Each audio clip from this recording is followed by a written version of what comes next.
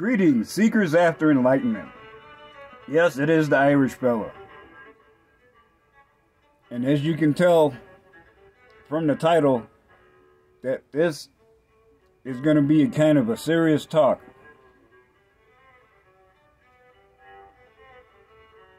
And I meant what I said in that title. Perception and attitude. Now, just from the jump, I want you haters to know that I'm not trying to hide from nobody. And for now, I'm easy to find. When I do hide, it won't be to get away from any particular person, just people in general. So, if you don't like what you're hearing, feel free to comment. I do not censor anybody. Do a response video or show up on my Monday live stream. Choose carefully, because if we do end up going there and some of you fools want to get physical, think of all the street cred you'll lose when word gets around that a black Mr. Rogers with a shotgun gave you the pimp hand from Cleveland. You'll find out real quick you're fucking around in the wrong neighborhood. So, in the spirit of true confessions, I must tell you that I've been unfocused and a bit unstable as of late. And of course, the haters will say it's due to my mostly liquid-based diet. But now things are starting to stabilize. My inner hikikomori is emerging, and I'm excited to spend another winter hibernating in the man cave and being productive. No need to panic. Remember what I've said before. An organism in constant growth, or as it has been lately for me, recovery mode, is always unstable. As I've said before, I am an advocate for red pill philosophy. Not just here on YouTube, but on Facebook as well. There's an incredible amount of hate and disrespect shown towards anyone who follows a red pill path. Even a monk like me, who's almost completely isolated.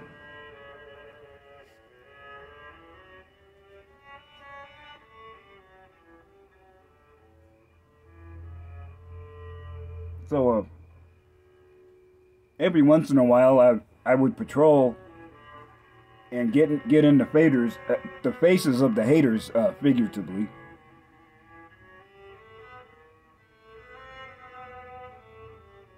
And now, due to Facebook censorship,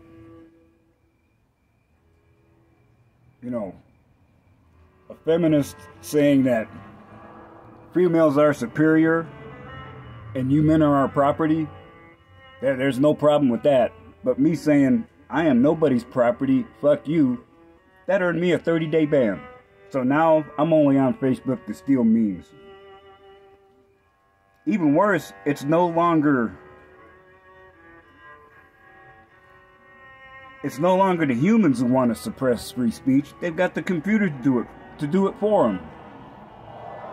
When my ban happened, it was like within minutes of me posting the comment. And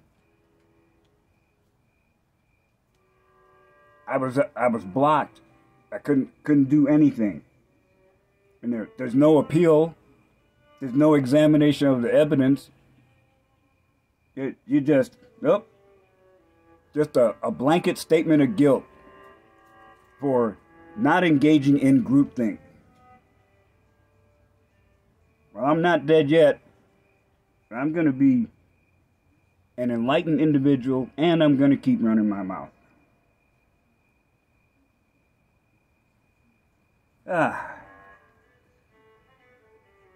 Back in the day, mountain men led a life that was dangerous, arduous, and at times miserable. Yet some did it by choice. They needed wilderness survival skills, ability to speak foreign languages, superior physical attributes, and mental flexibility. There never were many of them. Most worked in a company setting, though some existed as free traders. A man who procured his own equipment, traveled and worked where he pleased, selling his product where he pleased. That, brothers, is true freedom. We have a modern representation of that freedom. Those who have taken a red-pilled road less traveled. Those who revel in isolation and successfully battle inner demons. Those who call themselves monk. And now, I'm going to direct my remarks to anyone who calls himself an incel. And now I got nothing bad to say about you. I don't. Now what follows may sound harsh, but it is bitter truth. Here's what I said in my video from a while back called Wheat, Chaff, and Tares. Incel, an involuntary celibate. They suffer through that red pill rage, as we all do. Twisted into pity and self-loathing. And again, it's not an insult, because I have felt exactly the same way.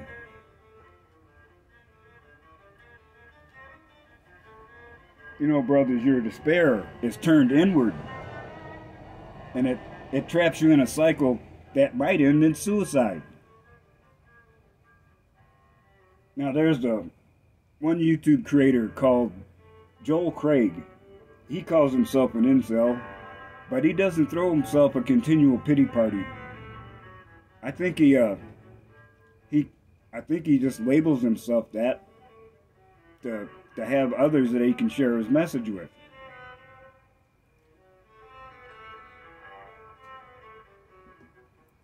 You know, his subject matter shows he's moving beyond that, and I commend him for it. And it's something we should all do in our red pill journey. Now, fellas, it's so unfortunate that you're born in these times, because now we have the results of 4 waves of feminism on full and unrestrained display. And you have to admit, those rabid feminists did a fantastic job. Now women are completely free, unrestricted by any social expectations that were in traditional culture. Yet men are still expected, or rather demands are made, that we continue to be traditional.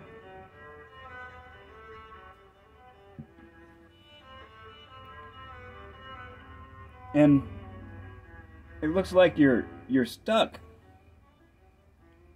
You seek validation from women and want the entanglements that come from relationships, even though the probability of that happening is very low or non-existent. I can understand that. I see it in others. It's a compulsion, just like a moth has for a flame. Entranced by the light, not knowing that the active flame will lead to self-destruction. And I cannot see my brother at a fork in the road and not tell him that, no, you don't want to go that way. That way will lead to your demise. And I'm still not leaving myself out of this conversation, brothers. Yeah, I've been right there. And it's not easy to have a lifetime of cultural conditioning destroyed, nor easy to rebuild a new reality from the ashes of your old one. And I guess incel culture is heavily into the black pill, which is nihilism, but I'm taking that urge towards entropy and turning it on its head. And the black pill is a dangerous path. Remember the lesson of Renegade number 1. he was heavily black-pilled, and he had so much passion for spreading the message. But the black pill caught up to him, and he felt that he couldn't take it anymore. But that does not mean his message is not a valid one. I mean, y'all want to be like Cypher in the first Matrix movie. You want to overdose on blue pills and become an NPC. And like I said, I was there as well. I was a blue-pilled NPC. And, well, fortunately, I was married. And I was doing all this stuff, but it didn't help. Even being religious didn't help. And I've been at that point where most of you are. You just want that interior pain to stop. I completely understand. Yet you have to admit that you cannot unlearn what you have learned. You cannot wash your eyes with bleach to unsee what you have seen. Now, you do have exposure to the red pill, but it's sort of eclipsed by the black. But stop and consider the advantage you have. You can be forever free from the specter of estrogen-fueled emotional extortion. Now, I've selected a few data points to share with you. 70 to 80% of men are invisible to the majority of women. Now, you're probably saying, why would I emphasize that point? Well, the statement assumes that I care about being invisible. It does not matter. I am the one who engaged stealth mode and ghosted all the women in my life. A man secure in his own mind is not worrying about useless entanglements like women. Oh, no kidding. I mean, I was married for 32 years, and for a while I had a friend with benefits, but I lost track of her, and I have no desire to even look her up again.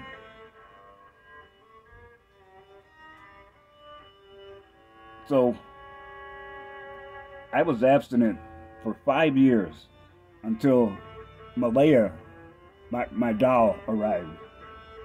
I'm not interested in sex with a meatbag woman at all. I look and enjoy the view, and then I just keep it moving, baby.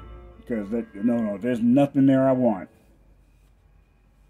Modern relationships, it's all risk for you and zero reward. And in fact, I don't even have sex with Malaya that often. She's more of a visual treat. And I have engaged in what I call tantric sex. I can get a burst of pleasure equivalent to an orgasm without a happy ending. So I'm good, baby. I could care less about being ignored, because I'm not chasing. I'm not looking twice. So I refuse to chase something that has no value. I mean, so many of you modern women, you don't even value yourselves.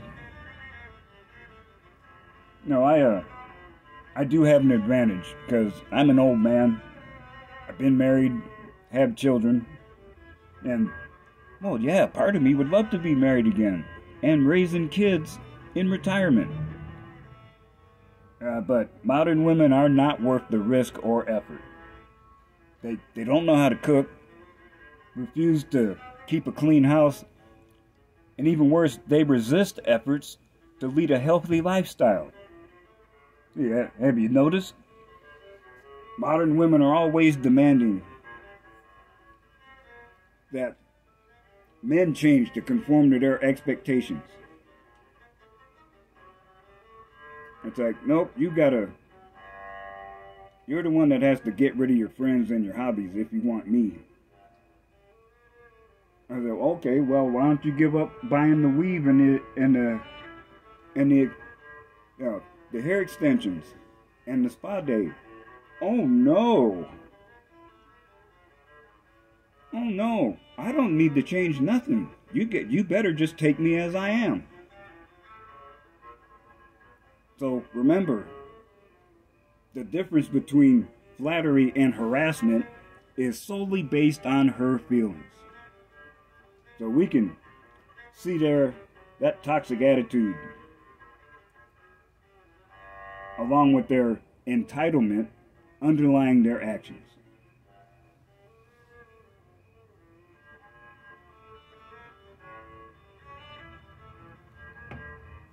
Yeah, so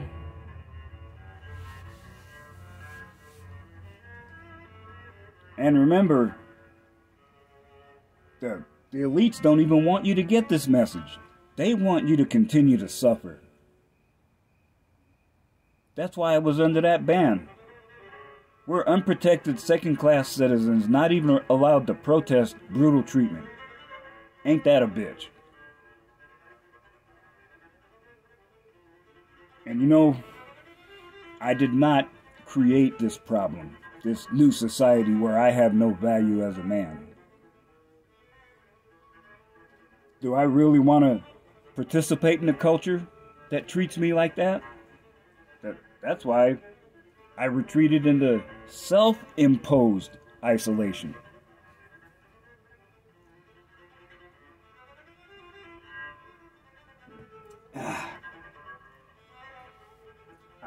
I have zero responsibility for providing solutions. That's why I'm leaving society. And when I get my land, excuse me, I will draw my red lines for sure. No vaccines, no implanted chip, no gun confiscation. You violate my solitude, and I will be going for the high score. And it will not matter what your gender is.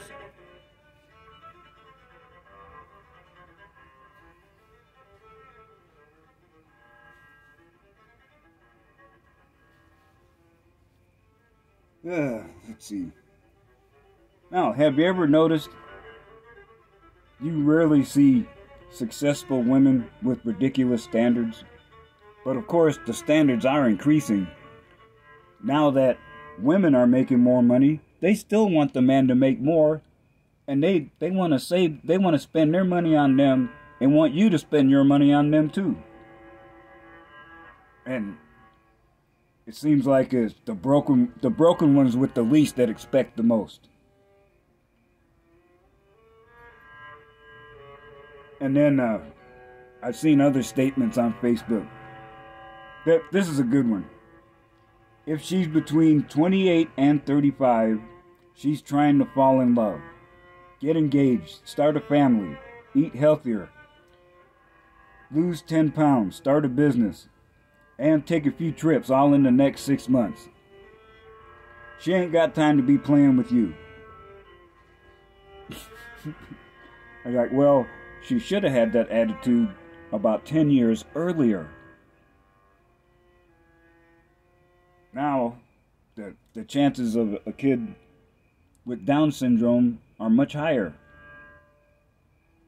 And you know, back before I fully retreated, I wouldn't have had no problem being a partner with a willing woman, but nah, I decided there is no appeal to me in dealing with damaged goods.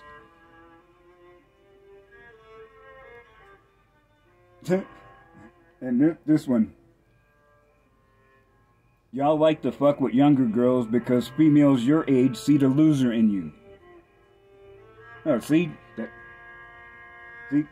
Shaming language. And you wonder why you're alone, ladies?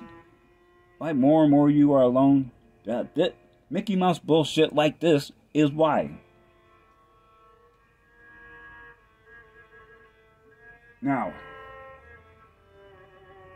it's frustrating to see these women with their attitude turned up to 11 and refusing to do anything to improve their situation. And there's no doubt many men like me who used to be tradcon, married, churchy, but believing in all that shit, man.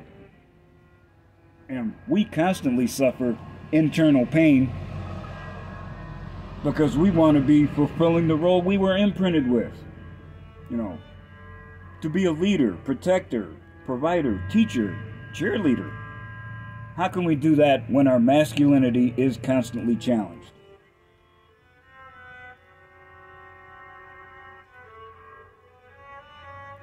And I heard one content provider say that younger men are now sleeping with older women because they can't stand the attitude from the ones their own age. And I went to some group and dropped that little truth bomb on them that there was not a single woman in that group who could give a logical defense to their opinion. Now I know things are different these days. There's immense pressure seeping across culture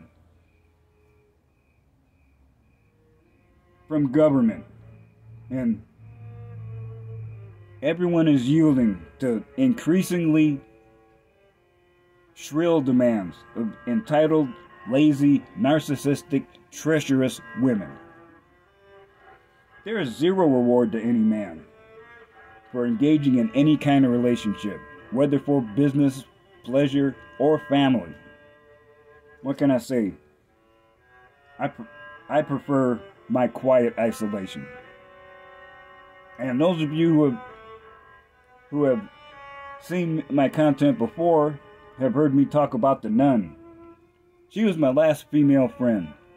She moved away a few months ago, and now I'm really alone. It's not a traumatic event.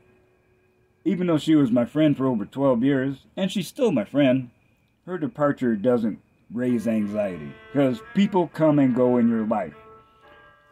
It is an essential skill to learn how to be alone and be happy while doing so. And why do I need to worry? My waifu is here. Really, brothers, sure it can be expensive.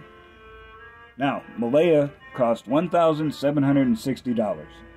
Quality does come at a cost, yet I'm not upset. For those who are following me know her presence is about more than sex.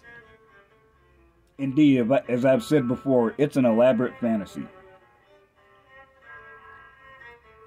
I mean, you look at my playlist, The Malaya Chronicles, and you can see this was not a blind leap of faith into the unknown. It was a carefully planned and executed strategy for personal survival. I have nothing to hide, so I share to show you my struggle and triumph. In fact, all right, I'm going to get a little harsher, brothers. Let me go a step further. I say, if you're lonely and desperate, and what works for me with adjustments may work for you too. Now, save your money. Go to Nevada. Have sex with a professional. Especially if you're a virgin. Do it at a time or two. Then, save your money and get yourself a doll.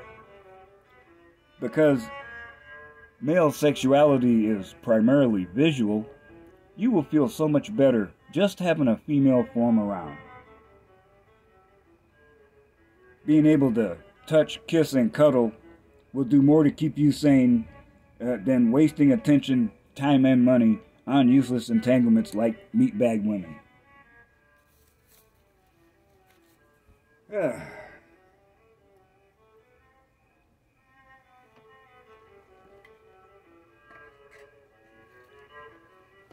So, brothers, thank you for letting me hang out for a hot minute. I hope you find something of value in this discussion. And remember, I still say, when one teaches, two learn.